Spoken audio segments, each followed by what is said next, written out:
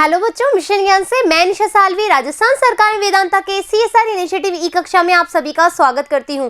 तो बच्चों, हम हमारी 12वीं कक्षा का कोर्स जो है स्टार्ट कर चुके हैं। हमारी पढ़ाई भी बहुत अच्छी चल रही है, एग्जाम बिल्कुल पास में है। तो आज हम देखेंगे हमारे 12वीं कक्षा का अध्याय 15, जिसमें हम पढ़ेंगे भाग 1। बच्चों, ये जो चैप्टर है बहुत ही ज़्यादा इम्पॉर्टेंट है, बहुत ही ज़्यादा इंटरेस्टिंग है। क्यों? इसमें करने को बहुत कुछ है, ठीक है, सीखने को बहुत कुछ है, समझने को बहुत कुछ है। तो ये चैप्टर आपको बिल्कुल भी ये नहीं लगेगा कि क्या चैप्टर बहुत ज़्यादा इंटरेस्टिंग है। सो आशा करती हूँ कि आप भी उतना ही इंटरेस्ट के साथ पढ़ने वाले हैं। तो आज अपन भाग 1 स्टार्ट करने वाले हैं, आनुवांशिक अभियांत्रिकी। ठीक है, तो फटाफट स्टार्ट करें।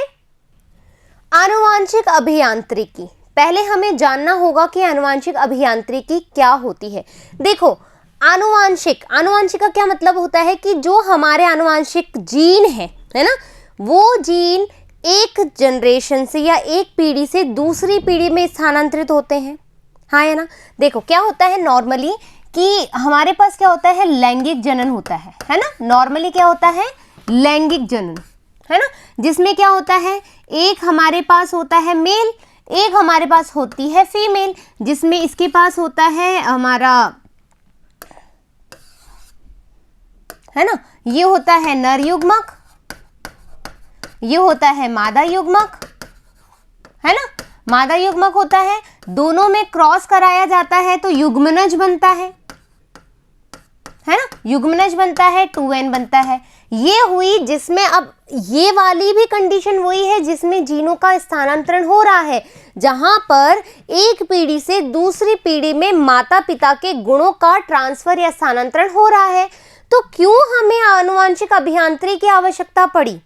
जब ये कंडीशन चल रही थी तो क्यों हमें आनुवांशिक अभियांत्रिकी की आवश्यकता पड़ी? आज हमें यही चीज जाननी है। तो क्या होता है बच्चों, जब कोई ऐसी क्रिया ना हो, यानी कि जिसमें निषेचन की आवश्यकता ना पड़े और फिर भी जीन का स्थानांतरण हो जाए, जब हमें इस निषेचन की आवश्यकता ना पड़े, निषेचन क्रिया की आवश्यकता ना पड़े, फिर भी आनुवांशिकता जो है एक पीढ़ी से दूसरी पीढ़ी में स्थानांतरित हो जाए, तो उसको हम क्या कहते हैं, आनुवांशिक अभियांत्रिकी, यानी कि इंजीनियरिंग। ठीक है, इंजीनियरिंग।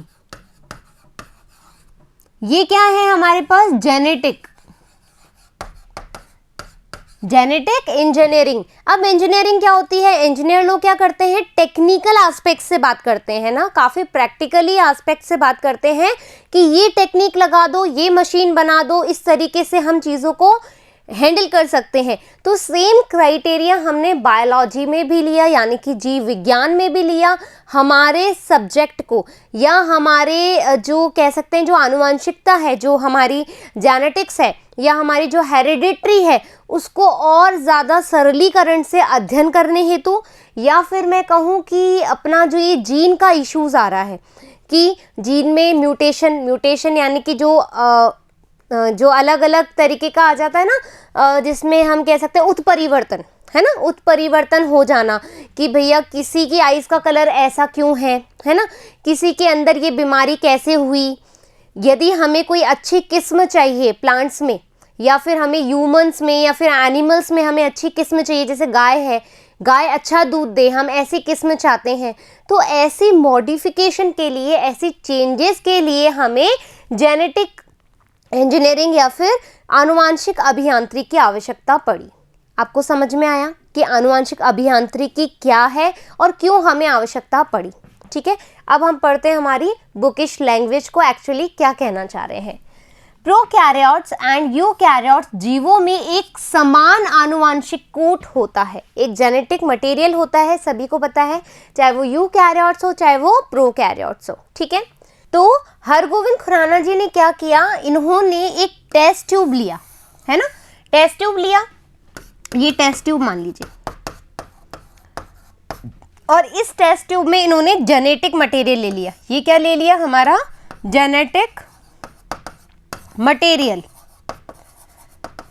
जेनेटिक मटेरियल ले लिया, हाँ या ना, जैसे कि डीएनए बोल रहे हैं अपन, हाँ या ना, डीएनए ले लिया। अब क्या बोला, देखो इन्होंने जीन संश्लेषण कर, जीन को मतलब नया जीन बनाया, जीन का संश्लेषण कर पुनर्योगज डीएनए तकनीक के ज्ञान को एक ठोस धरातल प्रदान किया। इन्होंने क्या किया बच्चों, जैसे कि आप ये देख रहे हो डीएनए का स्ट्रक्चर है, हाँ या ना, हाँ या ना। मान लीजिए, है ना, मान लीजिए कि इस डीएनए के इस भाग पर कोई भी त्रुटि आ गई, कोई भी त्रुटि या फिर एरर आ गई, जिसकी वजह से क्या हुआ कि जो जेनेटिक मटेरियल है या जो हमारा जीनोम है ना, जो हमारा जीनोम है उसमें कोई ना कोई प्रॉब्लम क्रिएट हो गई, कोई समस्या आ गई जो जीन के लेवल पे हो, है ना, जो हमारी आनुवंशिकता के लेवल पे हो, ऐसी कोई समस्या आ गई।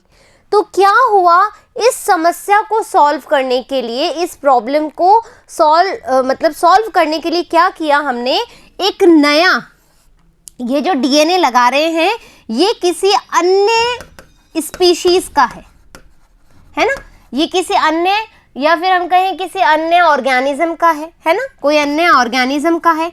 उस ऑर्गेनिज्म का डीएनए का पार्ट आपने यहां पर लगा दिया, यहां पर अपने पास जो डीएनए बना, ये जो डीएनए जोड़ा गया है, देखो पुनर्योगज यानी जो पुनः यानी कि पुराना, कहते हैं ना पुनर्जीवन याद आ जाना या पुनर्जीवन का कुछ याद आ जाना, ऐसा कुछ बोलते हैं ना कि भाई जो उसको जो अपना पास्ट मेमोरी थी उसको याद आ गई, होता है ना बहुत लोगों में। तो पुनर्योगज यानी कि पुराना, कलर चेंज कर लेती हूँ, है ना, कोई पुराना डीएनए लिया है ना, कोई पुराना डीएनए है, उसमें हमें क्या करने हैं, चेंजेस करना है। तो किसी नए डीएनए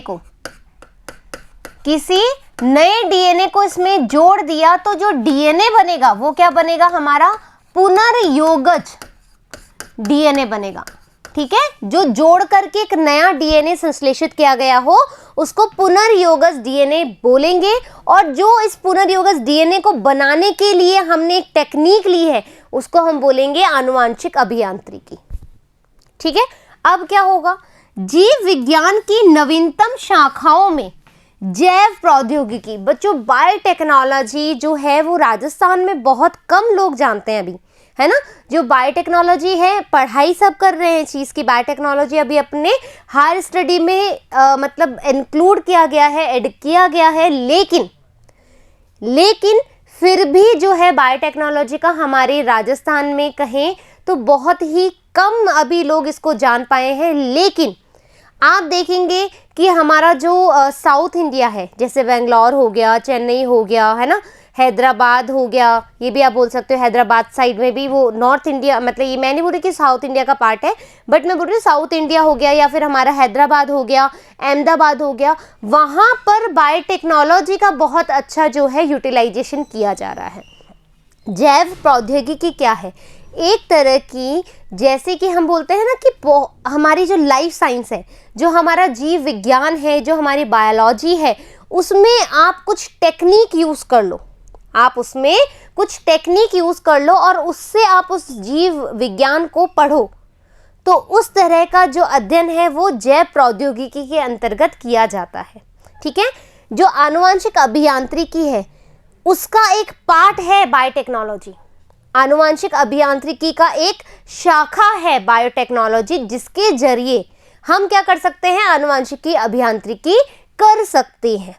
क्लियर बात, कोई डाउट, कोई परेशानी? मैं थोड़ा और धीरे करती हूँ अपनी स्पीड, क्योंकि चैप्टर नया है, नॉलेज नहीं है, तो थोड़ा सा हमें टाइम लगेगा, बट हम धीरे धीरे इसको जान जाएंगे, हमारी एक अच्छी दोस्ती भी हो जाएगी इस चैप्टर से, ठीक है। थोड़ा सा पेशेंस रखना पड़ेगा, ओके। तो बायोटेक्नोलॉजी को सर्वोपरि माना गया है, जिसका उद्देश्य, अब इसका देखो उद्देश्य क्या है, बायोटेक्नोलॉजी का वास्ट रोल है इन अ लाइफ साइंस, ठीक है, इन अ साइंस स्ट्रीम हम बोल सकते हैं, विज्ञान में एक महत्वपूर्ण रोल जो है ये अदा कर रहा है बायोटेक्नोलॉजी। इसके ज़रिए देखो, आप बीटी कॉटन का नाम सुना है आपने, बीटी ब्रिंजल, आप देख रहे हो कि आज हर समय आपको सब्जियां मिल रही है, हर समय आपको फ्रूट्स मिल रहे हैं। पहले तो सीजनल होता था कि भैया अंगूर इसी महीने में मिलेंगे, सेब इसी महीने में मिलेंगे, या ये फसल इसी महीने में मिलेगी, लेकिन अब एवरी सीजन, एवरी मंथ हमें वो चीज़ मिल रही है, चाहे उसका एनवायरनमेंट हो या ना हो।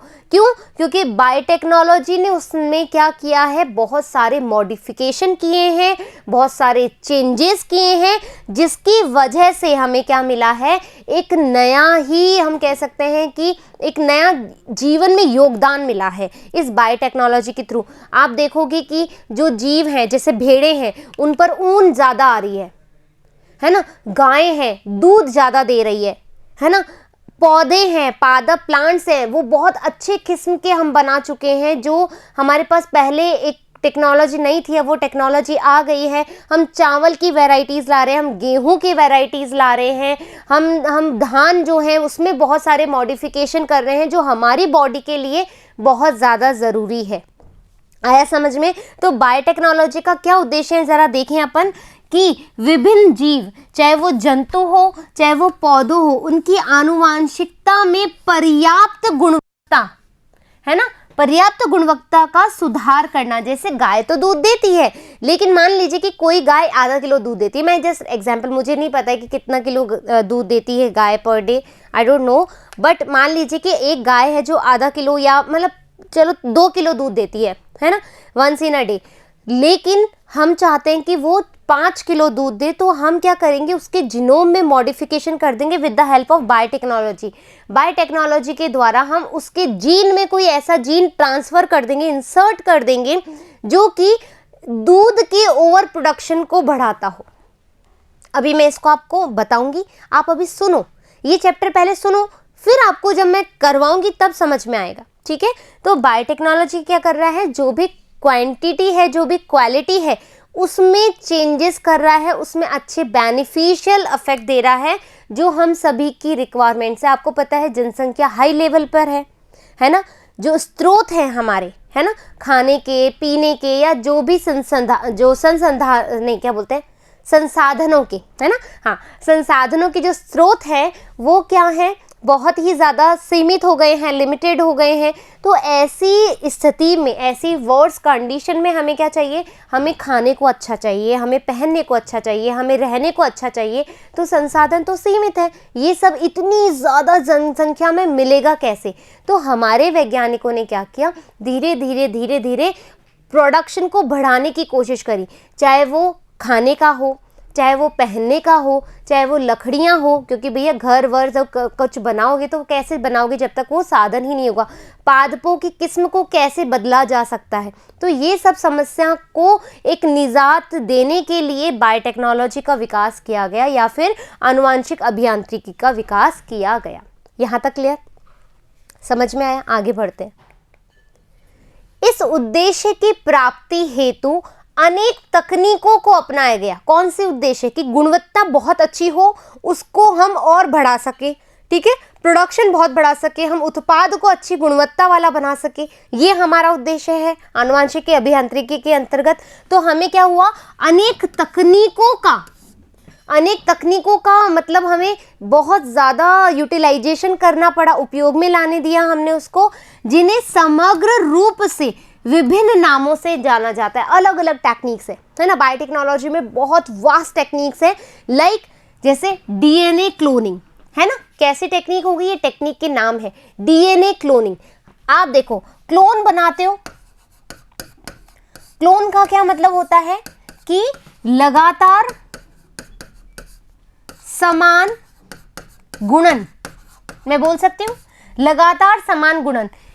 कोई ए है, आप इस ए का क्लोन कर दो, ए का क्लोन कर दो, यानी कि हम बोल सकते हैं फोटोकॉपी बोल सकती हूँ मैं इनडायरेक्टली। इस क्लोन को मैं फोटोकॉपी कह सकती हूँ। एक पेपर को आप फोटोकॉपी मशीन में डालेंगे तो उसकी 5-6 कॉपी मिल जाती है, तो आपने क्या किया, उसका क्लोन किया।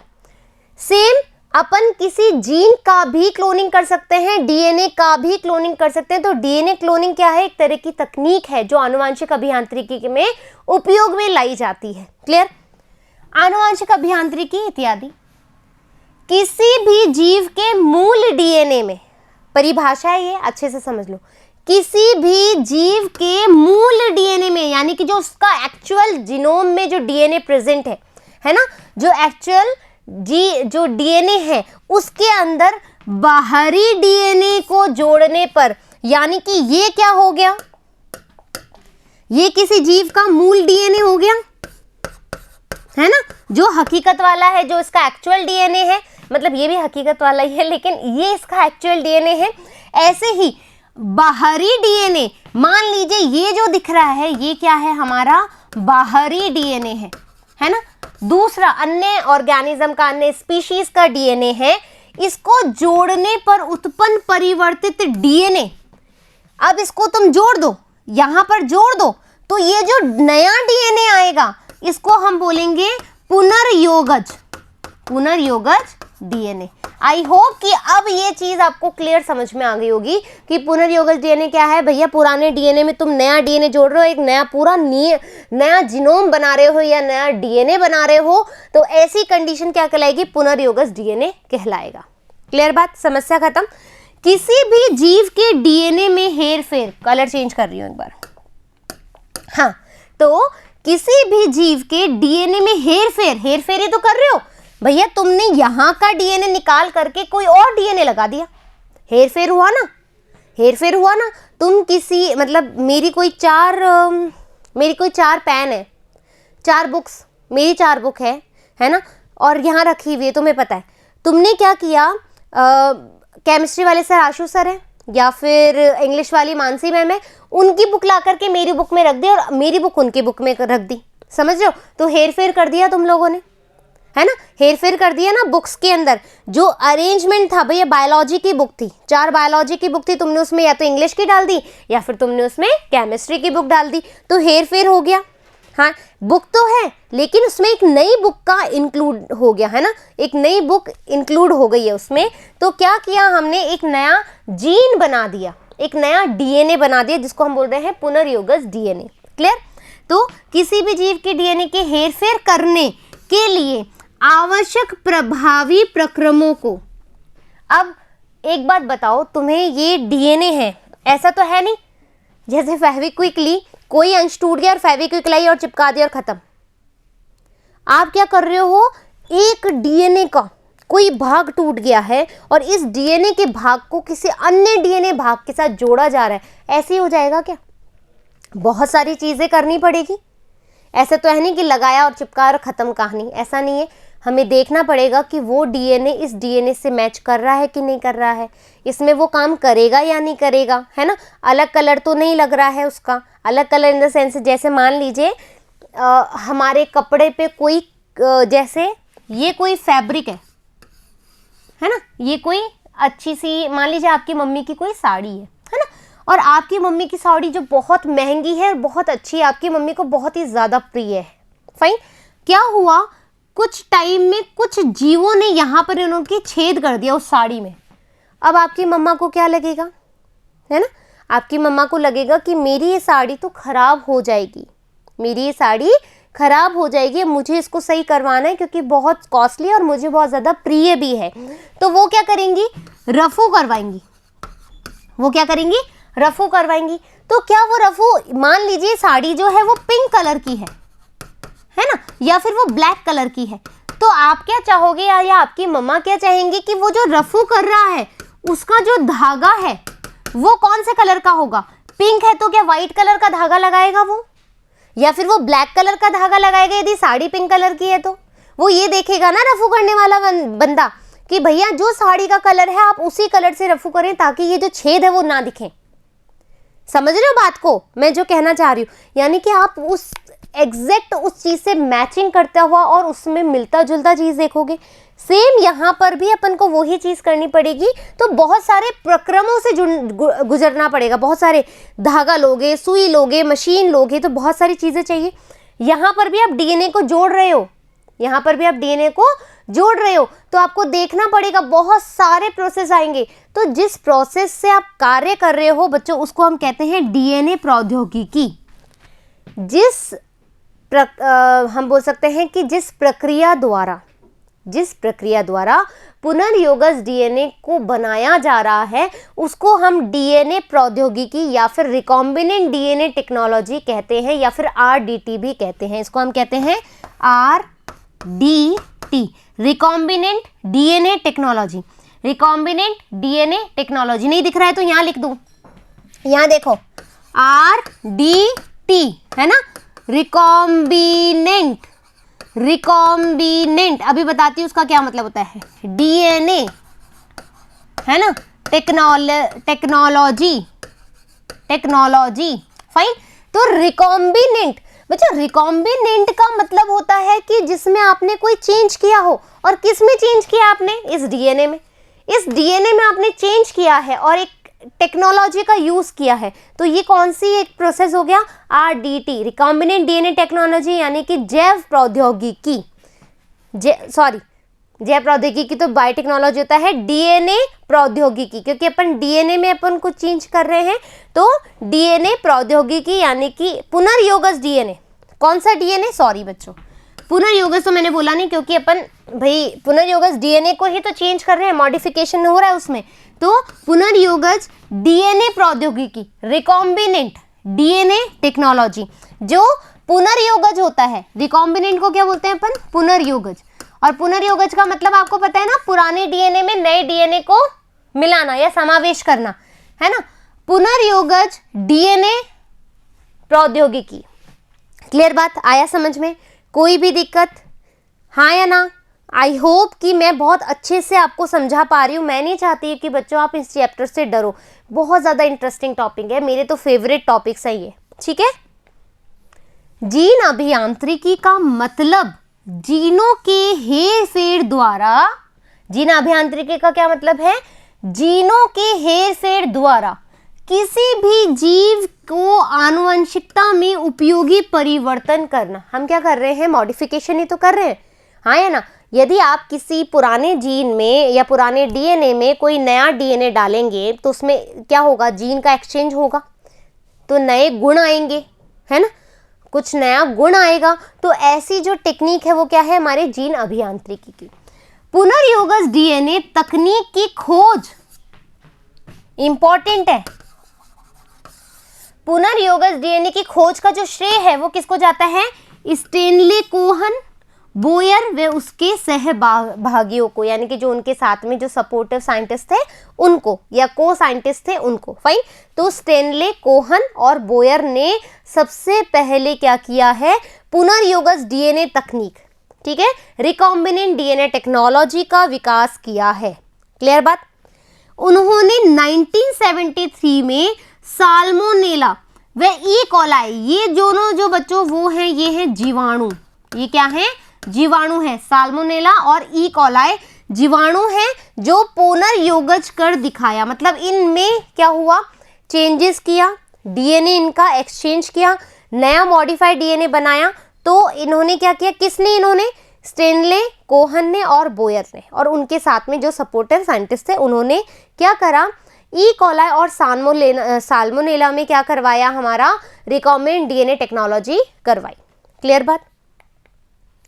जीन अभियांत्रिकी की सामान्य विधि। अब अपन को देखना है जीन अभियांत्रिकी की जो सामान्य विधि है। बच्चों इससे पहले देखो, अपन बहुत देर से ये वर्ड देख रहे हैं, है ना, ये वर्ड सुन रहे हैं, जीन या फिर कारक, ठीक है।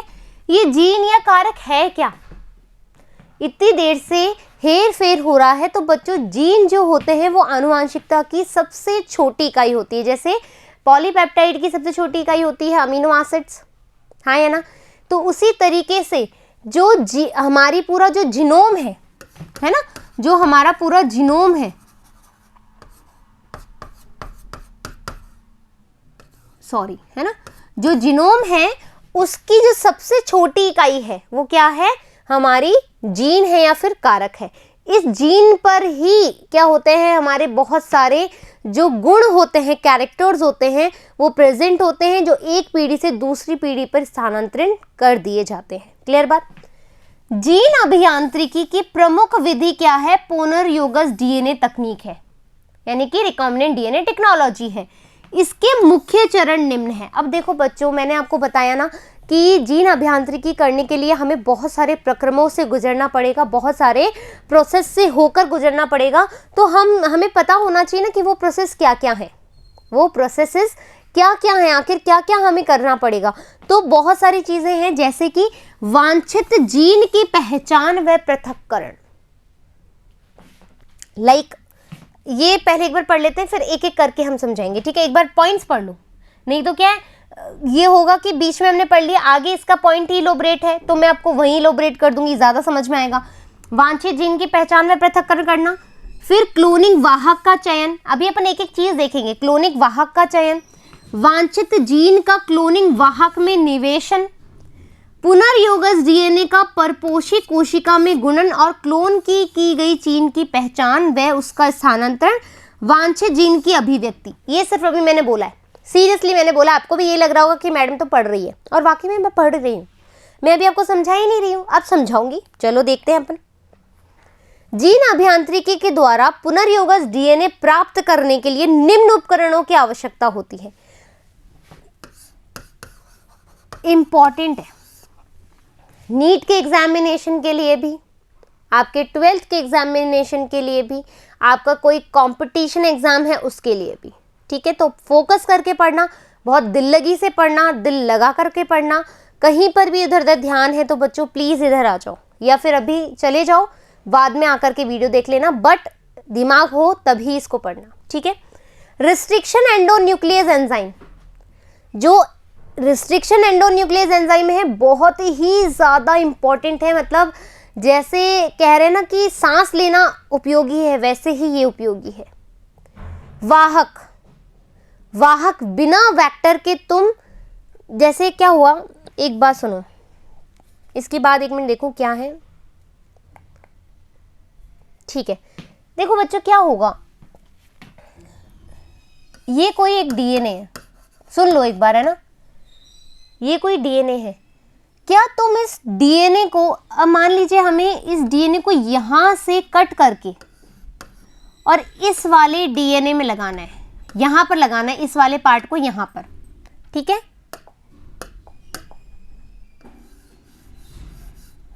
ठीक है, ये कोई डीएनए ए है और ये कोई डीएनए बी है। तुम्हें ये जो पार्ट दिख रहा है ना, ये वाला जो पार्ट है, वो तुम्हें यहां पर लगाना है। तो तुम मुझे बताओ कि ये तुम बिना काटे लगा दोगे क्या? कोई तो तुम्हें जरूरत पड़ेगी इसको काटने की, भाई तुम्हें कोई ना कोई काटने के लिए सामान तो जरूरत पड़ेगा ना, हाँ या ना।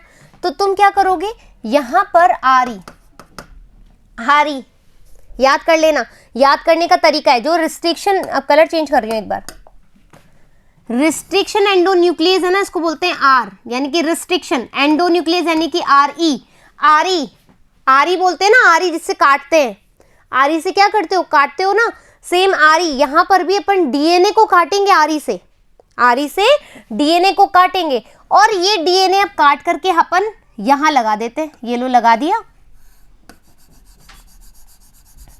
लगा दिया ये डीएनए से, और फिर ये जो बन जाएगा ये अपना क्या बनेगा, पुनर्योगज डीएनए, पुनर्योगज डीएनए क्या बन गया, पुनर्योगज डीएनए बन गया, है ना। अब क्या हुआ बच्चों, अब इस पुनर्योगज डीएनए का मैं सिर्फ ओवरव्यू दे रही हूं, अभी ये लिखा हुआ है इसलिए, अभी अपन देखेंगे क्या हुआ। मान लीजिए कि अपन ने क्या किया, अभी नहीं, यहां पर देख लो सिर्फ, पहले रिस्ट्रिक्शन एंडोन्यूक्लियस एंजाइम से हमने कट कर दिया। अब क्या करेंगे, इस कट्टे, इसको जो जोड़ा है इसको आप क्या करोगे, एक वाहक होता है भैया, तुम एक जगह से दूसरी जगह जाओगे तो किसी के द्वारा तो जाओगे, या तो पैरों के द्वारा जाओगे, हाँ है ना, या फिर उड़कर जाओगे, या फिर किसी साधन में बैठ के जाओगे, तो हमें किसी वाहक की जरूरत पड़ेगी। तो इस एंजाइम, इस डीएनए को भी किसी वाहक की जरूरत पड़ेगी, तभी जाकर के ये किसी और ऑर्गेनिज्म में जाएगा, ठीक है। तो ये जाएगा और फिर हमें, फिर क्या हुआ, इसमें ये डीएनए चला गया, जो जोड़ा तुमने वो यहां पर चला गया। अब परपोषी या ग्राही कोशिका, जो ग्राही कोशिका है, मतलब ये जो आपने डाला है, ये जो जीन है वो आपने इस वाले में डाला है, तो ये जो डाला है वो कैसा है, क्या वो इसको एक्सेप्ट कर रहा है, क्या वो इसको एक्सेप्ट कर पा रहा है या नहीं कर पा रहा। जीन बैंक, फिर इससे आप क्या बनाते हो, जीन बैंक बनाते हो। अभी सिर्फ बच्चों, अभी देखो कॉम्प्लेक्स होने की जरूरत नहीं है दिमाग से, अभी सिर्फ हम जो लिखा हुआ है ना उसको मैं समझा रही हूँ, समझ रहे हो? अभी अपन ने क्रियाविधि करना स्टार्ट नहीं किया, अपन एक एक cDNA लाइब्रेरी, हम जिनोमिक लाइब्रेरी, हम वेस्टर्न ब्लॉटिंग यानी कि जो ब्लॉटिंग विधि है, जेल इलेक्ट्रोफोरेसिस मतलब PCR, हाँ, और RFLP मतलब मैपिंग मार्कर, हम सब पढ़ेंगे इस चैप्टर में सब। अभी तो सिर्फ एक स्टार्टिंग है, स्टार्टिंग में घबरा जाओगे तो आगे जब विधियां पढ़ोगे तो क्या करोगे? अभी तो ये सिर्फ असेंशियल चीजें हैं जो अपन देख रहे हैं, आगे जाकर के समझ में आएगा मेन मुद्दा क्या है। समझ रहे हो? तो ये समझ लो कि जीन अभियांत्रिकी द्वारा पुनर्योजित DNA के लिए निम्न उपकरणों की आवश्यकता होती है। रिस्ट्रिक्शन एंडोन्यूक्लियस एंजाइम RE, जिससे तुम काटोगे, उस काटे हुए DNA को दूसरे ऑर्गेनिज्म में भेजने के लिए तुम्हें एक साधन की आवश्यकता पड़ेगी, वो है हमारा वाहक। जिसको भेजोगे उसको बोलते हैं परपोषी या ग्राही कोशिका, असेप्टर, जो इसको एक्सेप्ट करेगा। एक्सेप्ट करने के बाद हम उससे नया जीन बैंक बनाएंगे। ठीक है, आया समझ में? अब देखते हैं जो हमने विधियां पढ़ी है। विधियां यानी कि भैया सबसे पहले ये देखो, अब अपन ये देखने जा रहे हैं जो अपन समझेंगे, वांछित जीन की पहचान व पृथक्करण। एक एक पॉइंट पढ़ेंगे इसका, फाइन। तो ये लो, आ जाओ पॉइंट पे। वांछित जीन की पहचान व पृथक्करण यानी कि अपन क्या कर रहे हैं? आइडेंटिफिकेशन कर रहे हैं कि जो मुझे DNA जोड़ना है या जिसमें जोड़ना है वो कौन सा है, आइडेंटिफाई कर रही हूं, पहचान कर रही हूं। पृथक्करण यानी कि आइसोलेशन, फिर पहचान कर ली यही DNA चाहिए, निकालोगे तभी तो जोड़ोगे आगे जाकर के, है ना? उसमें से मैंने निकाला, आइसोलेट किया है किसको? डिजायर जीन को, जो मुझे चाहिए, जो मुझे चाहिए, फाइन। तो क्या हुआ? वांछित जीन की पहचान कर उसे पृथक करने के लिए प्रतिबंध या सीमित अंतः न्यूक्लियस यानी कि रिस्ट्रिक्शन एंडोन्यूक्लियस की आवश्यकता होती है, जैसा कि अभी हमने बात करी। अभी मैं और समझाऊंगी। वर्नर आर्बर व हैमिल्टन ओ स्मिथ, ठीक है, ओ स्मिथ ने 1970 में रिस्ट्रिक्शन एंडोन्यूक्लियस एंजाइम की खोज करी थी। Very very important. ठीक है, अब आ जाओ रिस्ट्रिक्शन एंडोन्यूक्लियस पे। ठीक है, अब पहले एक अपन स्लाइड लेंगे। ठीक है, देखो बच्चों क्या है ये, क्या है? एक ए ऑर्गेनिज्म है ना? ये एक ऑर्गेनिज्म है। इस कोशिका का ये क्या है? DNA है। ये क्या है? DNA है। इस DNA में कोई खराबी आ गई है ना? यानी कि म्यूटेशन हो गया है।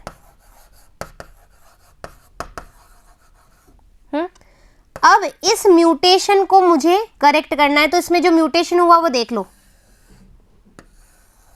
ये टूट गया, यहां से ये ब्रेक हो गया। अब क्या करना है? मुझे कोई ऐसा सेगमेंट ढूंढना है, मुझे कोई ऐसा DNA सेगमेंट ढूंढना है। DNA का ऐसा कोई हमें एक अंश ढूंढना है जो इससे मैच करे। तो मैं क्या करूंगी? एक ऑर्गेनिज्म लूंगी B, है ना? B ऑर्गेनिज्म लूंगी। इसमें क्या देखूंगी कि इसके पास जो DNA है ना, इसके पास जो DNA है वो इससे क्या कर रहा है? मैच कर रहा है, इस त्रुटि वाले DNA से मैच कर रहा है। तो मैं ये जो अंश लूंगी, ये मैं अंश इसका ले लूंगी। अब इसका मैं अंश लूंगी बच्चों, तो मुझे क्या करना पड़ेगा? इस DNA को यहां से काटना पड़ेगा ना। वापस से सुन लो, नहीं समझ में आ रहा है? फटाफट अपनी कॉपी पेन निकालो। सबसे पहले तो कॉपी पेन ले लो, बुक निकाल लो। निकाली तीनों चीज। पानी पी लो, एक बार ठावस रख करके पानी पी लो। पी लिया पानी? बिल्कुल शांत हो जाओ, शांत, ओ एकदम शांत। ओम नमः शिवाय। गहरी सांस लो और वापस सुनो। गहरी सांस लो, आराम से सुनो। हम यही हैं, मैं भी यही हूं, आप भी यही हो। घबराने की बिल्कुल भी जरूरत नहीं है। वापस से सुन लो। मेरा कोई एक ऑर्गेनिज्म है ए, एक जीव है ए, जिसके DNA में कोई खराबी आ गई है, म्यूटेशन हो गया है, और मेरी जिम्मेदारी है कि मैं इसके डीएनए को ठीक कर दूं। यहां से इसका डीएनए क्या हो गया, ब्रेक हो गया है। क्या हो गया है, ब्रेक हो गया है इसका डीएनए। अब क्या करूंगी, मैं खोज में लग जाऊंगी कि ये जो पार्ट है डीएनए का वो किससे मैच कर रहा है। तो मुझे एक ऑर्गेनिज्म मिला बी, इसके डीएनए का जो सेगमेंट है वो इसके डीएनए से मैच कर रहा है। यानी कि मैंने क्या करा, सबसे पहले आइडेंटिफिकेशन करा, आइडेंटिफिकेशन करा यानी कि इसकी पहचान करी, पहचान करी कि हाँ ये जो सेगमेंट खराब हुआ है ये वाला सेगमेंट इससे मैच कर रहा है, पहचान कर ली। अब क्या करूंगी, इसको मैं आइसोलेट करूंगी, है ना, आइसोलेट किया यानी कि पृथक्करण, पृथक्करण कर लिया, पहचान कर ली ये डीएनए। अब मुझे ये वाला डीएनए पहले निकालना पड़ेगा ना कोशिका से, भाई इस ऑर्गेनिज्म की इस कोशिका से ये डीएनए निकालना पड़ेगा, तो मैंने इसको पृथक्करण कर लिया, पृथक्करण कर लिया। अब पृथक्करण करने के बाद मेरे पास ये डीएनए आ गया, ठीक है, ये डीएनए मेरे पास आ गया। अब इस डीएनए को क्या मैं ऐसे कैसे यहां लगा दूंगी क्या, भाई इस डीएनए को जो मैंने निकाला है, जो मैंने आइसोलेट किया है, क्या मैं इसको एज इट इज इसको यहाँ पेस्ट कर सकती हूँ क्या बच्चों? कट कॉपी पेस्ट करते हैं अपन, कट करेंगे, हाँ या ना। तो मैं क्या करूंगी, इसको कट करने के लिए, इसको इस सेगमेंट को, मुझे जो ये सेगमेंट चाहिए ये कट करने के लिए मुझे आरई की जरूरत पड़ेगी, यानी कि रिस्ट्रिक्शन एंडोन्यूक्लियस की, रिस्ट्रिक्शन एंडोन्यूक्लियस की आवश्यकता पड़ेगी, है ना, आरई की आवश्यकता पड़ेगी। अब क्या हुआ, यहां तक समझ में आ गया? एक और स्लाइड ले लो, ठीक है। अब अपने पास वो डीएनए जो खराब है, ठीक है, ऐसे समझ लो ये वाला डीएनए जो है खराब है। फिर वो डीएनए जो हमने आइसोलेट किया है, ये हमने आइसोलेट किया है और ये हमारा पुराना डीएनए है, ये हमारा पुराना डीएनए है। अब क्या करूंगी, यहां पर नहीं, सॉरी बच्चों, यहां पर नहीं आएगा ये साइन आ गया यहां पे। अब मैं यहां पर क्या दूंगी, आरई, रिस्ट्रिक्शन एंजाइम दूंगी। रिस्ट्रिक्शन एंजाइम देने से क्या होगा,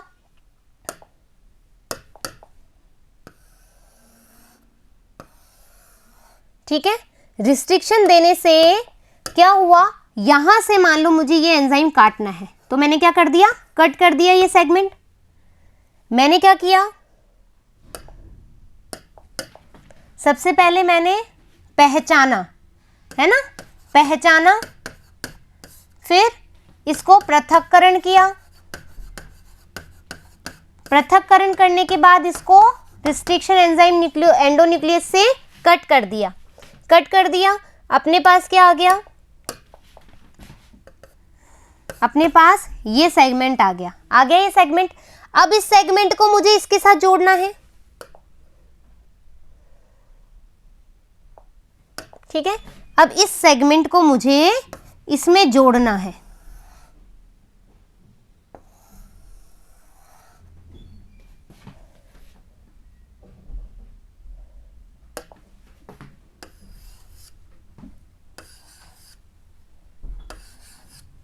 एक मिनट, ठीक है, इस सेगमेंट में मुझे यहां पर इसको जोड़ना है। एक मिनट रुको बेटा, है ना, ये सही कर दूं मैं, हाँ, कौन सा कलर लिया, वाइट कलर। तो ये सेगमेंट आप जोड़ दो, जोड़ दिया। अब देखो मेरी बात, ये जोड़ना तो बाद में काम हुआ, पहले क्या हुआ, इस वाले डीएनए सेगमेंट को आपको ले जाना पड़ेगा इसके पास। ले जाने के लिए आपको क्या पड़ा, वाहक की जरूरत। ये डीएनए यहां पर जाएगा तो वाहक की जरूरत पड़ी। ये क्या है, हमारा एक कोशिका है ना, ये वो कोशिका है जिसको ये वाला सेगमेंट लेना है। तो क्या ये सेगमेंट इसको लेगा, ये एक्सेप्ट करेगा? मतलब ये जो अपन ने पहचान करी है, पृथक्करण करा है, जिसको आप जोड़ोगे, क्या वो कोशिका इसको एक्सेप्ट करेगी क्या, इस डीएनए को, है ना? तो हमने क्या बोला, वापस से अपन पीछे चल रहे हैं बहुत, चलो पीछे। वांछित जीन की पहचान और पृथक्करण कर ली हमने, करी। क्लोनिंग वाहक का चयन, हमने वाहक भी ले लिया कि जो वाहक उसको लेकर के जाएगा, है ना। वांछित जीन का क्लोनिंग वाहक में निवेशन, हमने क्या करवाया, थोड़ा पीछे हो गया लेकिन कोई बात नहीं, समझाना है, कहीं पर भी समझाएं। हमने क्या किया, वाहक लिया, वाहक को उस वांछित जीन में हमें निवेश करवाना है, निवेश करवा दिया निवेश। वापस आ जाओ, देखो जो स्टेप अपन ने पीछे पढ़ी ना वही अपन कर रहे हैं। पुनर्योगज डीएनए का परपोषी कोशिका में गुणन। अब मैंने क्या किया बच्चों, यहां पर ये जोड़ दिया, ये जो जोड़ा ना मैंने यहां पर जोड़ने के लिए एक एंजाइम की जरूरत पड़ी जिसको हम बोलते हैं लाइगेज एंजाइम। क्या बोलते हैं, जोड़ने का कार्य करता है ये, है ना। क्या करता है, जोड़ने का कार्य करता है। इस सेगमेंट को जोड़ने का कार्य कर रहा है, लाइगेज का काम कर रहा है, लाइगेट कर रहा है, ये जोड़ दिया, है ना। इस वाली कोशिका में इसने, यहां पर अपन ने इसको लाइगेज एंजाइम दिया है और उसने सेगमेंट को जोड़ दिया है, जोड़ने का काम कर रहा है, ये परिवार को जोड़ता है ना। चाहे कोई नया मेहमान आ जाए या नया प्राणी आ जाए, उस ऐसा है ये लाइगेज एंजाइम जो जोड़ता है। मतलब जो भी तुम्हारे परिवार में कोई नया प्राणी आ रहा है और उसको उसकी फैमिली में, अपनी फैमिली में जो मतलब कह रहे हैं ना, मेल्ट करने की कोशिश कर रहा है, मर्ज करने की कोशिश कर रहा है, मतलब वो उसको मिलनसार बना रहा है अपनी फैमिली के लिए, तो समझ लो वो लाइगेज एंजाइम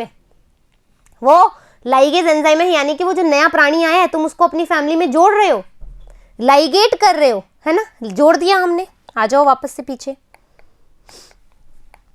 जोड़ दिया। क्लोन की गई जीन की पहचान व अन्य कोशिका में उसका स्थानांतरण या अन्य जीवों में स्थानांतरण और वांछित जीन की अभिव्यक्ति। 2 पॉइंट पढ़े, अभी अपन बात करेंगे उसके लिए भी। लाइगेज कर दिया, हमारे को पता लग गया। अब देखो जो डीएनए होता है ना, जो डीएनए होता है बच्चों हमारी सेल में, उसमें क्या होता है, रेप्लिकेशन होता है ना, यानी कि प्रतिकृतिकरण शायद, है ना। प्रतिकृतिकरण यही होगा शायद एप्लीकेशन का हिंदी मीनिंग, प्रतिकृतिकरण यानी कि अपनी जैसे प्रतियां बनाना। ये क्या कर रहा है, जेरोक्स का काम कर रहा है, कार्बन कॉपी बना रहा है, अब हमें देखना है कि जो तुमने जीन डाला है क्या वो रेप्लिकेशन हो रहा है क्या इसमें, कोशिका में। एक्सेप्ट करेगी ना तो रेप्लिकेट होने देगी, गुणन करने देगी। क्या करने देगी, गुणन करने देगी। और गुणन हो गया, मान लो बहुत सारे हमारे पास गुणन हो गया, गुणन होने के बाद में क्या ये अपने आप को अभिव्यक्त कर पा रहा है, क्या वो आपको अभिव्यक्त कर पा रहा है। जैसे एक छोटी सी बात बताऊं, ये थोड़ा सा समाज के हिसाब से ही है कि मान लीजिए कि जो आपके घर है, आपके घर में एक नई बहू आ रही है ना, एक नई बहू आ रही है। अब कुछ लोग होते हैं कि कुछ लोग एंटी टाइप के होते हैं, कुछ लोग एक्सेप्ट करने वाले होते हैं। तो मान लीजिए कुछ लोग एंटी है। अब क्या हो गया, मान लीजिए जो लोग अच्छे हैं उस बहू के लिए, वो तो क्या करेंगे, उसको आगे बढ़ावा देंगे कि हाँ बच्चे तू ये भी कर ले, हाँ बच्चा तू ये भी कर ले, या बहू ये तू ये कर ले, है ना। कुछ लोग क्या करेंगे, उसको रोकेंगे, उसका काम बिगाड़ेंगे, है ना। कुछ लोग उसका काम बिगाड़ेंगे। तो क्या हुआ, अब हमको देखना है कि जो बहू आई है क्या वो अपना पद बना पा रही है उस घर में। गुणन तो वो कर रही है, कार्य वो कर रही है, लेकिन क्या वो उस कार्य को बता पा रही है, क्या एक्सप्रेस कर पा रही है, क्या उसकी अभिव्यक्ति हो पा रही है या नहीं हो पा रही है। उसको घर में मतलब उसके घर में होने से क्या हमारा एक कह रहे ना कि हाँ अब 5-6 मेंबर हो गए, जैसे पहले 5 थे अब 6 मेंबर हो गए, क्या वो छठा मेंबर हमारी फैमिली का बोला जा रहा है या नहीं जा रहा है ना। वो अभिव्यक्त हो रही कि नहीं हो रही कि ये भी हमारा ही फैमिली मेंबर है। अब ये कोई नया प्राणी नहीं है, अब ये भी हमारा ही फैमिली मेंबर है। तो सेम हमारे अंदर भी ऐसा ही होता है हमारी बॉडी में कि यदि कोई प्रॉब्लम होती है तो हमारे साइंटिस्ट क्या करते हैं, उस डीएनए को कट करते हैं जो हमसे मैच करता है, उसको लाइगेट करवाते हैं हमारी बॉडी में वाहक के द्वारा, और लाइगेज एंजाइम के द्वारा वाहक वो हमारी बॉडी में लेकर आता है। फिर लाइगेज एंजाइम आता है, वो जो जोड़ता है, फिर वो गुणन करती है कोशिका अंदर। ये जो जोड़ा हुआ डीएनए है वो प्रतिकृतिकरण करने लगता है और वो अभिव्यक्त होता है। तो मतलब हमने जो कार्यविधि करी है, जो आरडीटी करी है, वो बिल्कुल परफेक्ट हुई है। और यदि बच्चों वो गुणन नहीं कर पाता है या फिर वो इसको एक्सेप्ट नहीं करती है, तो वहीं पर हमने जो पृथक्करण किया था या जो आइसोलेट किया है या जो हमने आइडेंटिफिकेशन करी है, वो सब गलत है। क्लियर बात? समझ में आया? आगे बढ़े।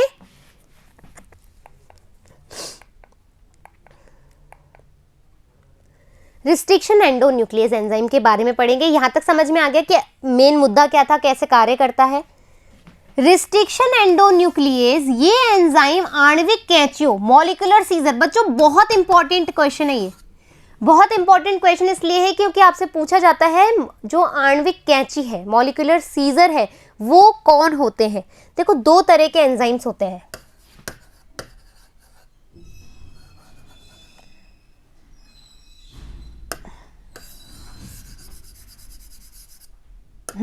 दो तरह के न्यूक्लियस एंजाइम होते हैं, है ना। न्यूक्लियस एंजाइम होते हैं दो तरह के, ठीक है। एक होता है एक्सोन्यूक्लियस, है ना। एक्सोन्यूक्लियस अभी बताऊंगी क्या होता है, इंग्लिश से मत घबराओ, नाम सुनो, क्योंकि ये एंडोन्यूक्लियस है ना। जो न्यूक्लियस का मतलब क्या होता है, जो डीएनए है ना और आरएनए को कट करे। तो ये बेसिकली दो तरह के होते हैं। एक होता है एक्सोन्यूक्लियस, एक्सो है ना, एक्सोन्यूक्लियस। दूसरा होता है एंडोन्यूक्लियस।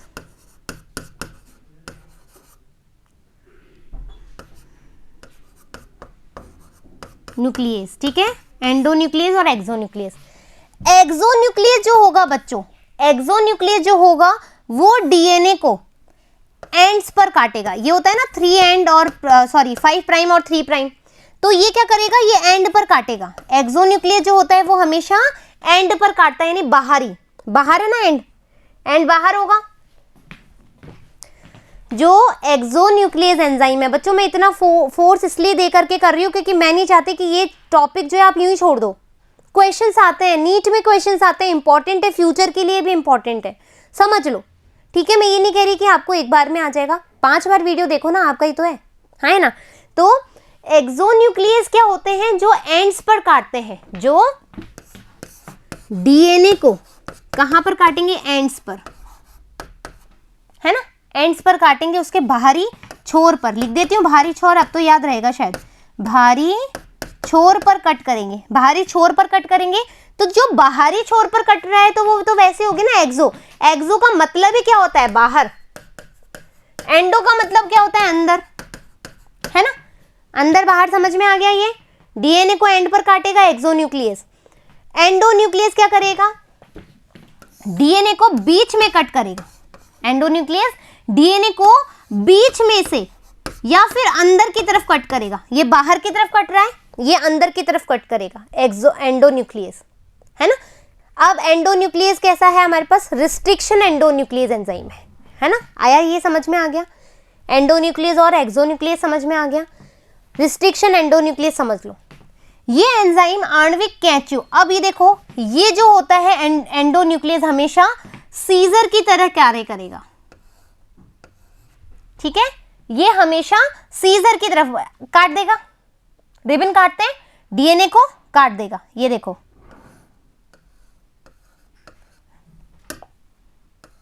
ठीक है, ये क्या करेगा, मॉलिक्यूलर सीजर का काम करेगा, ठीक है, मॉलिक्यूलर सीजर का काम करेगा। क्लियर बात। डीएनए के अणु को एक निश्चित स्थल पर काटते हैं। ये क्या करते हैं, जो रिस्ट्रिक्शन एंडोन्यूक्लियस होते हैं। अभी अब आगे चलते हैं अपन, इसको यहां पर सुन लो। निश्चित स्पेसिफिक साइट पर काटेंगे। अभी अपन इसका बनाएंगे, जैसे इनका बनाए वैसे। पहले स्क्रीनशॉट ले लो, स्क्रीनशॉट ले लो। न्यूक्लियस यानी कि ऐसे एंजाइम जो डीएनए आरएनए को काटे, न्यूक्लियस एंजाइम को काटे। एक्सोन्यूक्लियस होते हैं जो डीएनए को बाहर की तरफ, बाहरी छोर पर काटते हैं। एंडोन्यूक्लियस होते हैं जो कि डीएनए को अंदर की तरफ से काटते हैं, हाँ या ना।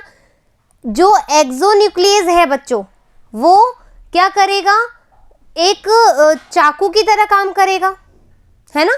जो एक चाकू की तरफ काम करेगा, और जो एंडोन्यूक्लियस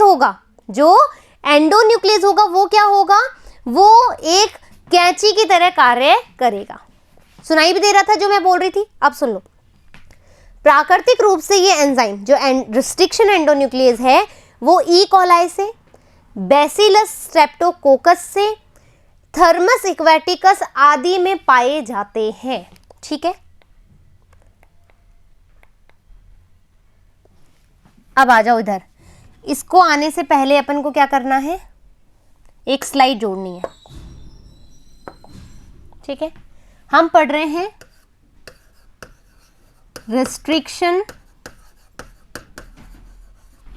एंडोन्यूक्लियस, है ना, रिस्ट्रिक्शन, है ना, रिस्ट्रिक्शन एंडोन्यूक्लियस।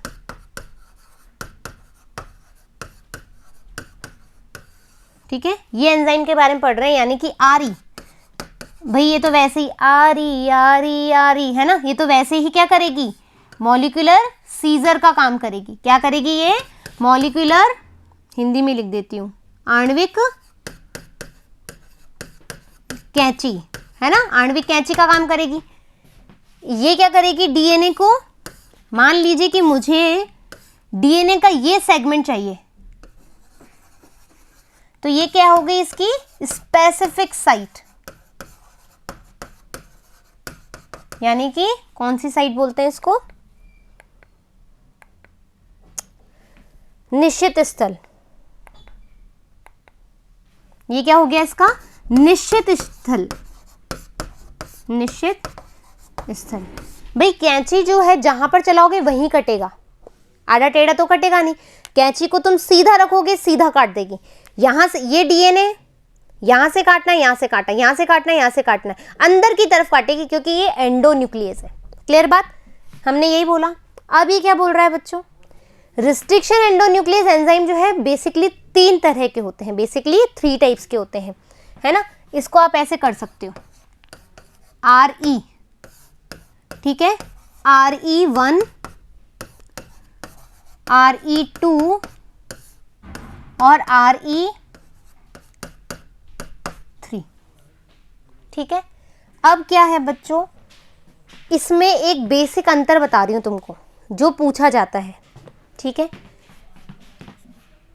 इसमें ये थोड़ा सा कॉम्प्लेक्स होता है, कॉम्प्लेक्स है, ये 3 सब यूनिट से मिलकर बना होता है। ठीक है, ये सिंपल होते हैं,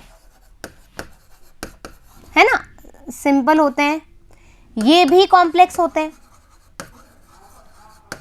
है ना, ये सिंगल यूनिट से मिलकर बने होते हैं, मतलब इसमें Mg+2 होता है ना, Mg आयन की जरूरत होती है इसको 3 मॉलिक्यूल्स की जरूरत होती है, और इसको भी 3 मॉलिक्यूल की जरूरत होती है। ठीक है, ATP की भी जरूरत होती है इसको, ATP यानी कि ऊर्जा की आवश्यकता होती है। Re3 को ऊर्जा की आवश्यकता होती है, Re2 सिंपल होते हैं, इनको Mg+ आयन 2 की आवश्यकता होती है। Re1 कॉम्प्लेक्स होते हैं, ये 3 सब यूनिट से मिलकर बने हुए होते हैं। ठीक है, अब इंपॉर्टेंट बात, ये क्या करते हैं, डीएनए की जो स्पेसिफिक साइट होती है ना, उसको ढूंढते हैं, लेकिन काटते नहीं है। देखो, मतलब ये सर्च कर लेगा स्पेसिफिक साइट, कौन सा, DNA first, restriction endonuclease first, ये उस रिस्ट्रिक्शन साइट को तो ढूंढ लेगा, स्पेसिफिक साइट को तो ढूंढ लेगा, लेकिन उसको काटेगा नहीं। तो मतलब ये मतलब का नहीं है अपने। रिकॉम्बिनेंट डीएनए टेक्नोलॉजी में क्या है, ऐसा डीएनए चाहिए जो ढूंढे भी और काटे भी। ये जो है ये भी ढूंढेगा, है ना, ये भी ढूंढेगा उस स्पेसिफिक साइट को, लेकिन ये भी काटेगा नहीं, ये भी काटेगा नहीं। तो ये भी अपन को नहीं चाहिए, है ना। ये क्या करेगा, ये ढूंढेगा स्पेसिफिक साइट को, है ना, और उसको काटेगा भी।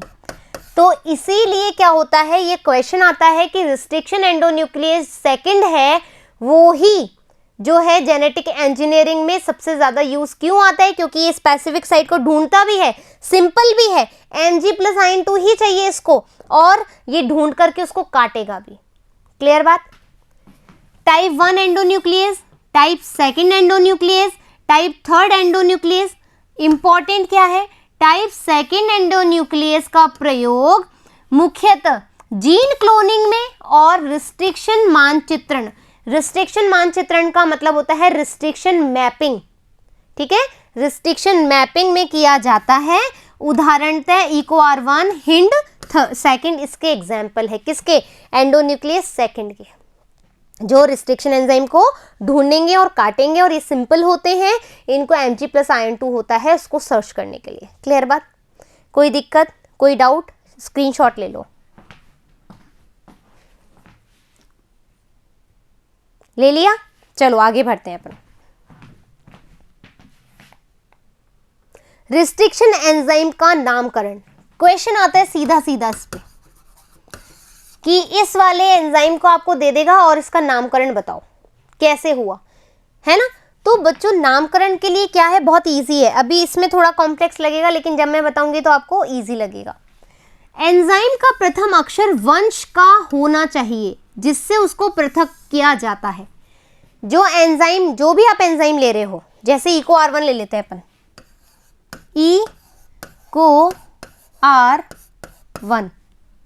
EcoR1 ले लिया मैंने, लिख लिया EcoR1, है ना। ये अपना क्या है, रिस्ट्रिक्शन एंडोन्यूक्लियस सेकंड है, एग्जाम्पल देखा था अभी जस्ट पहले, रिस्ट्रिक्शन एंडोन्यूक्लियस का एग्जाम्पल है EcoR1। ये क्या कह रहे हैं, एंजाइम का प्रथम अक्षर, एंजाइम का प्रथम अक्षर, है ना, वंश का होता है, यानी कि जिस जीनस से या जिस वंश से तुम इसको लेते हो ये उसका नाम है, ठीक है। उसको मतलब जिस ऑर्गेनिज्म से इसको लिया गया है, इश्चीरिया कोलाई से लिया गया है इसको। EcoR1 को कहां से लिया गया है, इश्चीरिया कोलाई से, ई कोलाई से, जिसको आप बोलते हो ना, इश्चीरिया लिख दूं पहले,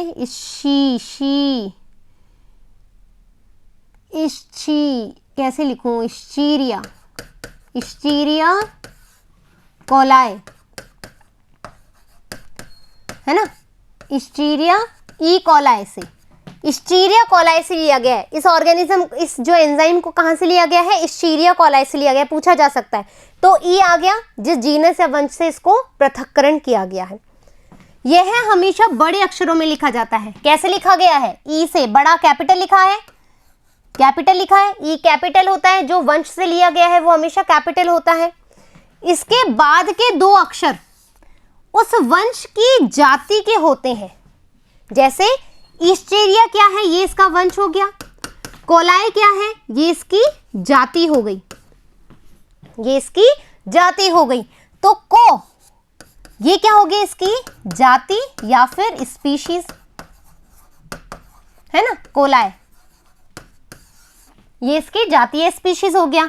इश्चीरिया, स्पेलिंग देख लेना एक बार, इश्चीरिया, ठीक है, आया क्लियर। ये छोटे अक्षरों में लिखे जाते हैं, अपन ने दो शब्द लिए हैं, दोनों छोटे अक्षर में ये, है ना, ऐसे लिखते हैं, देखो ई को R1, तो दोनों अक्षर छोटे हैं, ये जाति को प्रकट कर रहे हैं, ये वंश को प्रकट कर रहा है। अब R देखते हैं किसको प्रकट कर रहा है। ये तीनों अक्षर इटैलिक्स में लिखते हैं, और कैसे लिखते हैं हमेशा, तिरछे, है ना, इटैलिक्स में लिखते हैं, ध्यान रखने वाली बात है। अब उदाहरणतः ई को, यानी ई कोलाई इशेरिकिया कोलाई से लिया गया है, हिन इन्फ्लुएंजा, हीमोफिलस इन्फ्लुएंजा से लिया गया है, ठीक है। चौथे अक्षर के रूप में वंश के उस प्रभेद को लिखा जाता है जिसे उससे निकाला गया है। जैसे आर, आर क्या है, प्रभेद, जिससे इसको निकाला गया, यानी कि स्ट्रेन, प्रभेद यानी कि किस तरह का ये प्रभेद है, उसका स्ट्रेन कैसा है, ई कोलाई का वो कौन सा स्ट्रेन है, आर प्रकार का है, तो ये होता है अपना RY13। जो ये स्ट्रेन है इसका नाम है, याद कर लेना, करना चाहो तो, नहीं तो जरूरी नहीं है अभी आपके लिए, लेकिन नीट में पूछ लेते हैं बच्चों, नीट के लिए है तो नीट में पूछा जाता है। स्ट्रेन बताओ उसका, जो ये आर है वो क्या है, प्रभेद है, स्ट्रेन है कौन सी, RY13। ठीक है, अब यदि एक ही जीव से एक से अधिक रिस्ट्रिक्शन, ठीक है, रिस्ट्रिक्शन एंजाइम प्राप्त होते हैं एक से अधिक, तो उन्हें रोमन अंकों द्वारा प्राप्त किया जाता है या लिखा जाता है। इन्होंने क्या किया, यहां पर ये फर्स्ट है तो कितने प्राप्त हुए, तो ये पहला प्राप्त हुआ था, सबसे पहले प्राप्त हुआ, तो इसको हमने लिखा ये पहला प्राप्त होने वाला है। ठीक है, तो पहला प्राप्त होने वाला है, रोमन में लिखा है अपन ने। आगे अपन कैसे नामकरण करते हैं, यदि एक ही जीव से एक से अधिक रिस्ट्रिक्शन एंजाइम प्राप्त होते हैं तो उन्हें रोमन अंकों द्वारा प्रदर्शित किया जाता है, जैसे EcoR1, EcoR2, मतलब दूसरा जो निकलेगा उसको सेकंड बोलेंगे, जो पहली बार में निकला उसको EcoR1 बोल देंगे। EcoR1 एंजाइम डीएनए में निम्न क्रम को पहचान कर उसे क्षार G व क्षार A के मध्य काट देता है। बच्चों इंपॉर्टेंट है, EcoR1 जो है वो क्या करेगा, डीएनए को कहां कट करेगा, पहचानेगा, और हमेशा G व A के मध्य पर कट करेगा। ये बहुत अच्छी बात है, लर्न करने वाली बात है, दिमाग में रखने वाली बात है कि जो EcoR1 है हमेशा GA के बीच में कट करेगा। GAATTC बीच में कट कर रहा है, ये देखो ये कट कर दिया इसने, GA के बीच में, यहां पर भी GA के बीच में ये कट कर दिया, हाँ या ना। ये अब यदि ये विभिन्न स्रोतों से प्राप्त डीएनए टुकड़ों को लाइगेज, यहां पर क्या आएगा, डीएनए लाइगेज एंजाइम है ना, डीएनए लाइगेज एंजाइम की उपस्थिति में दें तो दोनों डीएनए खंड फॉस्फोडाइएस्टर बंध बना करके जुड़ जाएंगे। यानी कि ये डीएनए है ना, इस खंड में जोड़ना है तो कौन सा एंजाइम काम करेगा, लाइगेज एंजाइम काम करेगा। कौन सा, डीएनए लाइगेज एंजाइम करेगा, और ये जो है ये इसमें जुड़ जाएगा। कैसे, फॉस्फोडाइएस्टर बॉन्ड बना करके। और आपको पता है फॉस्फोडाइएस्टर बॉन्ड कहां पाया जाता है, न्यूक्लिक अम्ल में ही तो पाया जाता है। क्लियर। जीन अभियांत्रिक में उपयोग आए जाने वाले अन्य एंजाइम्स भी हैं, आरएनए पर निर्भर डीएनए, कलर चेंज कर लूं, आरएनए पर निर्भर डीएनए पॉलीमरेज एंजाइम, इसको जैसे आरएनए पर तो निर्भर है, डीएनए पॉलीमरेज एंजाइम है, ठीक है, तो RNA dependent DNA polymerase enzyme. अब देखो क्या कार्य है, इसका नाम इसके काम पर पड़ा है, ठीक है, इसका नाम इसके काम पर पड़ा है। इसका कार्य आरएनए टेम्पलेट पर डीएनए सूत्र के न्यूक्लियोटाइड का बहुलीकरण करना है। यानी कि टेम्पलेट जो लोगे वो क्या लोगे, आरएनए, बनाओगे क्या, डीएनए।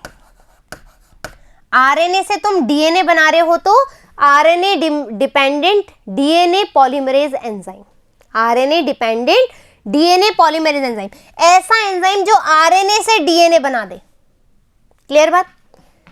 डीएनए पर निर्भर डीएनए पॉलीमरेज एंजाइम है ना, ये तो हो गया पहले वाली बात।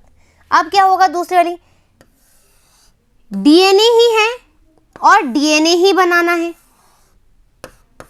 ना, डीएनए ही है, डीएनए ही बनाना है, यानी कि जो टेम्पलेट है वो क्या है, हमारा डीएनए है, जो बनेगा वो भी डीएनए ही है।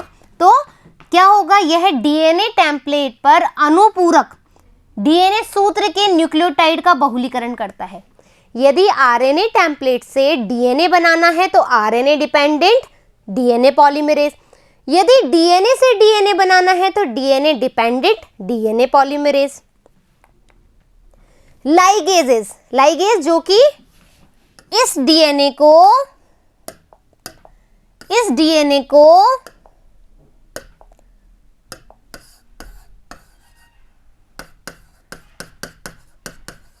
क्या कर रहा है,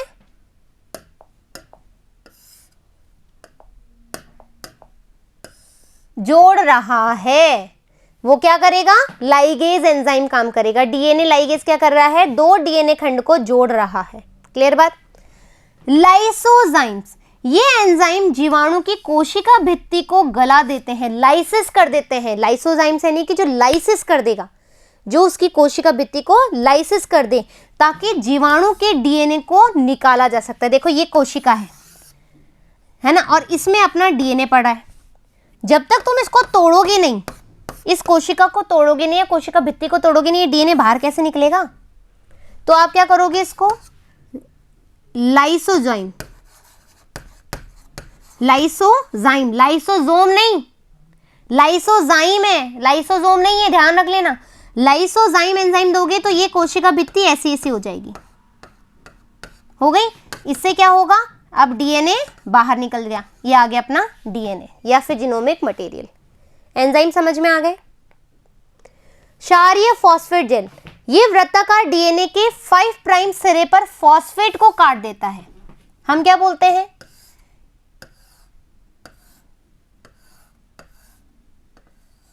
गलत बना दिया ना, एक मिनट रुको।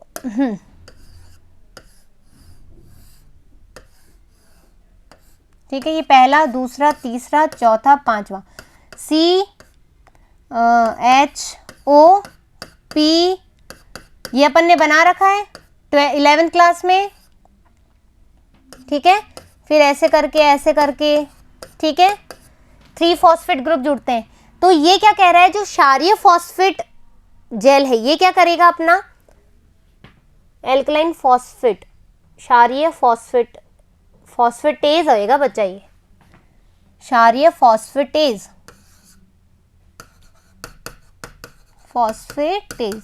ठीक है, फॉस्फेटेज। तो ये क्या करेगा, देखो ये वृत्ताकार डीएनए के सिरे पर 5 प्राइम पर, यानी कि ये कौन सा होता है अपना 5 प्राइम होता है, उस पर फॉस्फेट को काट देता है। ये फॉस्फेट को काट कर देगा, कौन काटेगा, ये फॉस्फेटेज एंजाइम, फॉस्फेटेज एंजाइम। ठीक है, ये फॉस्फेट एंजाइम जो है वो इस फॉस्फेट ग्रुप को इस वाले 5 कार्बन से अलग कर देगा तथा डीएनए को रेखाकार करने में, अब ये जो सर्कुलर डीएनए था, इसको क्या कर देगा, ये लीनियर डीएनए कर देगा। क्या कर देगा, लीनियर, रेखिक कर देगा। क्या हो गया, रेखिक। ये क्या था, वृत्ताकार। भाई ये जुड़े रहते हैं ना आपस में, फिर ये जुड़ेगा ऐसे करके जुड़ा रहता है, फिर ये बाद में जुड़ा रहता है, ऐसे जुड़ा रहता है ना डीएनए। भाई 12th में हो, पता है 11th की पढ़ाई ये भूल गए। डीएनए ऐसे जुड़ा रहता है ना, तो जो वृत्ताकार डीएनए होगा उसका फॉस्फेट तोड़ दोगे तो बीच में से डायस्टर बॉन्ड टूट जाएगा। डायस्टर बॉन्ड टूट जाएगा तो न्यूक्लिक अम्ल जो जुड़े हुए थे वो टूट जाएंगे, हाँ है ना, ये टूट जाएंगे तो जो वृत्ताकार डीएनए था वो लीनियर हो जाएगा, रेखिक हो जाएगा। समझ में आई। ये काम कौन करता है, फॉस्फेटेज एंजाइम कार्य करते हैं ताकि विजातीय डीएनए को इसमें निवेशन करा सके। अब इसमें ये डीएनए देखो, ये डीएनए है रेखिक और ये डीएनए है वृत्ताकार। अब तुम इसको कैसे काटोगे, इसको काटना में थोड़ा टफ होगा। यहां पर जैसे ही रेखिक बनेगा, सर्कुलर डीएनए में तुम नहीं लगा सकते, रेखिक डीएनए को यहां से काटो, नया डीएनए लगाओ, पुनर्योगज डीएनए बन जाएगा। तो यह एंजाइम डीएनए के वृत्ताकार होने की प्रवृत्ति को रोकता है, ये ध्यान रखना। तो इस तरीके से आज अपन ने क्या देखा, जीन अभियांत्रिकी की परिभाषा देखी, उसको समझा कि जीन अभियांत्रिकी की क्या होता है। फिर हमने देखा कि क्या क्या चीज़ें होती हैं। सबसे पहले हमने क्या किया, जो हमारा वांछित जीन था उसको हमने पहचान कर ही उसका पृथक्करण किया। ठीक है, आज हमने यही देखा है। फिर हमने देखा कि उसमें हमको रिस्ट्रिक्शन एंडोन्यूक्लियस एंजाइम की आवश्यकता होती है। हमने देखे एंजाइम, जो न्यूक्लियस एंजाइम है 2 तरह के होते हैं, एक्सोन्यूक्लियस और एंडोन्यूक्लियस। जो बाहर के 2 एंड पर काटेगा वो एक्सोन्यूक्लियस, जो अंदर से काटेगा वो एंडोन्यूक्लियस। जो रिस्ट्रिक्शन एंडोन्यूक्लियस है वो 3 तरह के होते हैं, RE1, RE2 और RE3, है ना। RE1 क्या है, वो अपन का ढूंढेगा काटेगा नहीं, थोड़ा कॉम्प्लेक्स है। सेकंड वाला ढूंढेगा और काटेगा भी।